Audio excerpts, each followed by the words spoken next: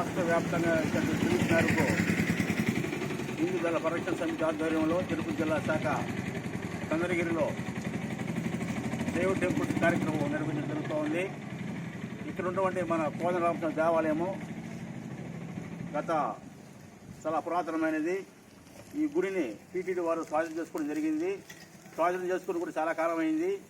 ఈ గుడిలో అనేక సమస్యలు ఉన్నాయి, కానీ టీటీడీ వారు కూడా ఏమాత్రం పట్టించుకోవడం లేదు. దీని మీద స్థానికులు కూడా పలుమార్లు చెప్పడం జరిగింది. టీటీడీ బోర్డు మెంబర్లు చెప్పడం జరిగింది, మన ఎమ్మెల్యే గారు చెప్పడం జరిగింది. ఎవరు కూడా పట్టించుకోలేదు. ఇక్కడ చూసే లోపల ధ్వజస్తంభం కింద పీట కూడా బాగా పూర్తిగా పోయింది, అది రాగి తాపడం లేదు.